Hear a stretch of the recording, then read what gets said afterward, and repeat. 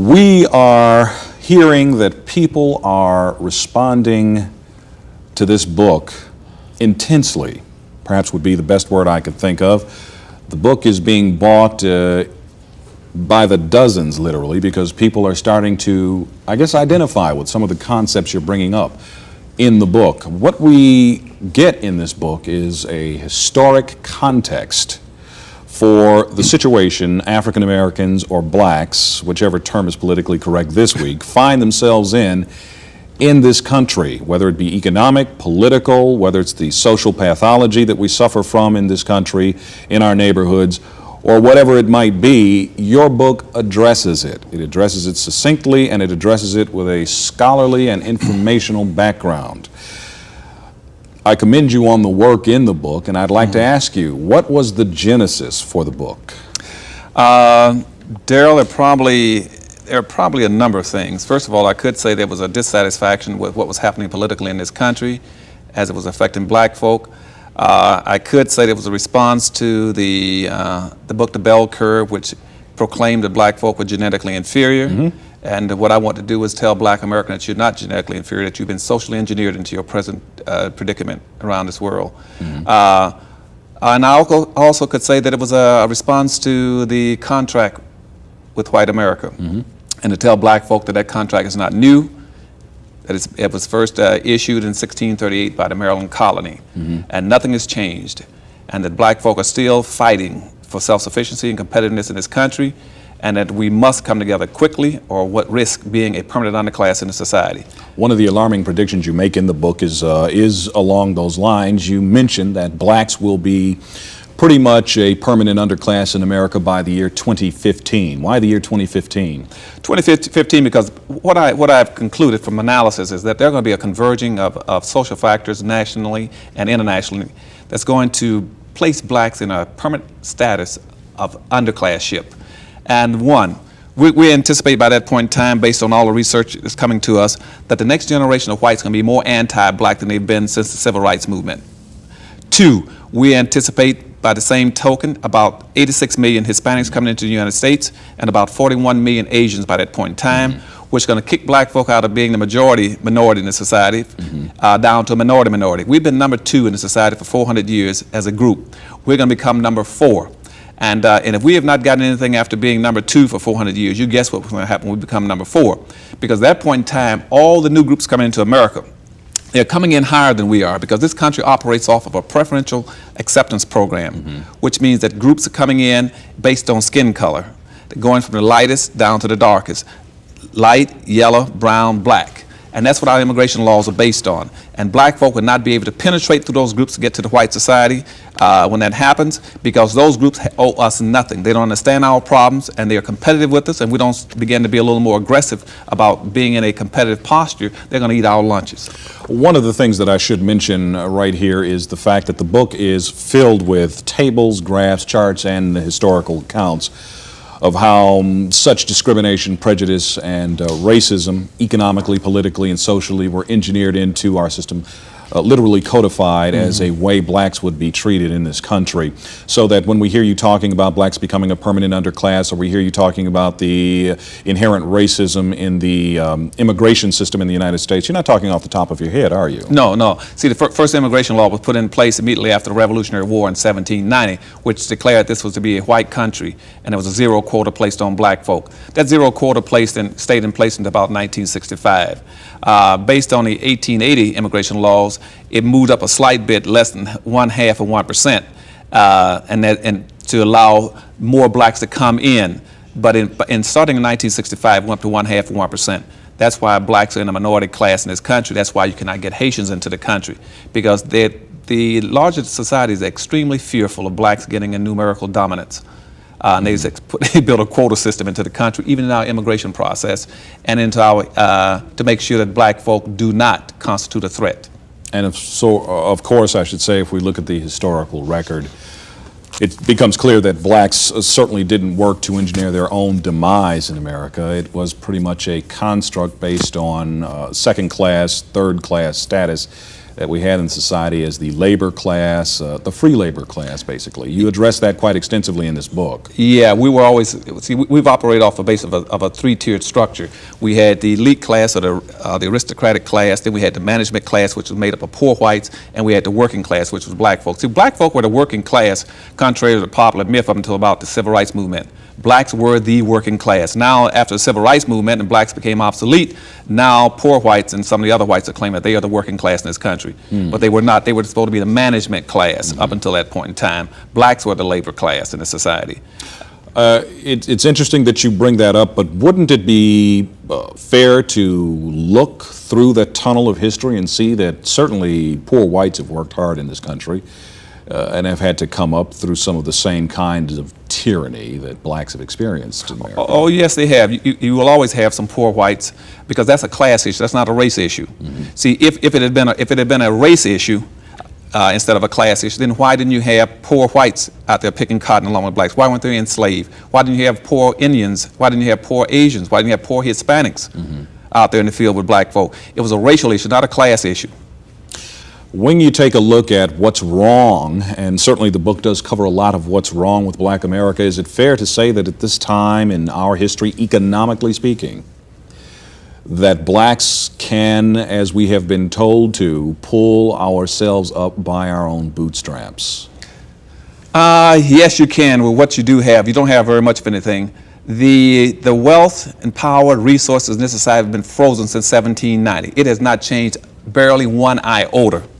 Okay, that's for instance, let's go back to 1860. On the eve of the Civil War, 5% of the American population, the white population, controlled 24.6% of the wealth in the country. Now, after a Civil War, World War I, World War II, a Depression, Korean War, Vietnam War, and the Civil Rights Movement, it went up 1 point. Okay, so then it's 24 point something like 6. Okay, now at the same time, on the eve of the Civil War, black folk at that time had 1% of the wealth.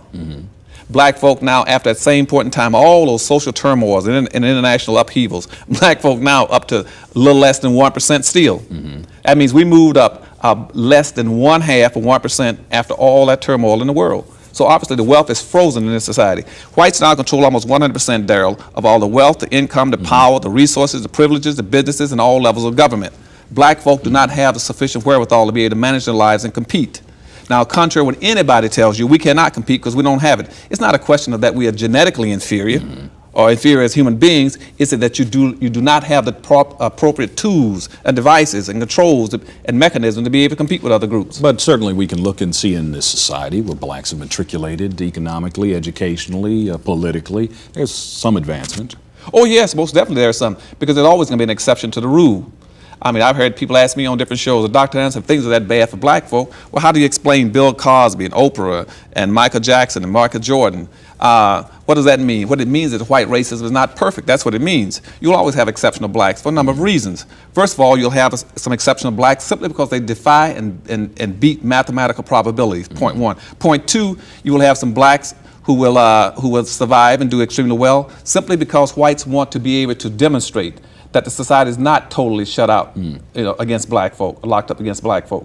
And thirdly, you will find there'll be some exceptional blacks who have been picked or chosen by some of the white power structure, said, this is my black, this is a special black. Now, in history, we had a special name for those individuals that I talked about in the book.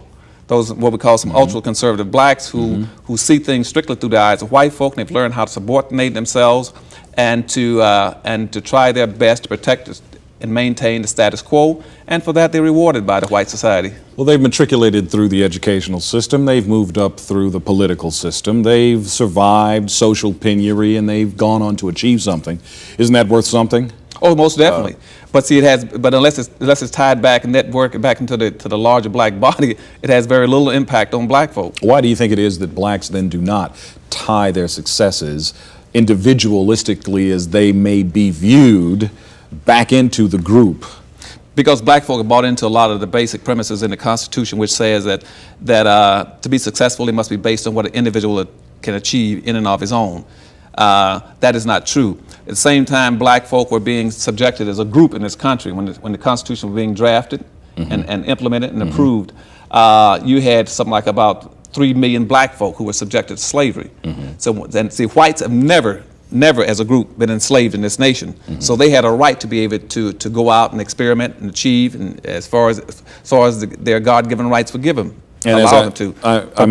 But see, racism means race. It comes from the word group, and blacks are still perceived as a group in this country. We went into racism, we went into slavery as a group. We went into Jim Crowism as a group. We can only come out as a group, and individualism has no significance unless if it's not tied back into trying to help that group come out of that deplorable condition. Then, because we just don't have enough time to address everything that I would like you to address, if we take a look at a few points and just summarily talk about them. For instance, what's wrong with blacks politically in America, and why haven't we made more strides?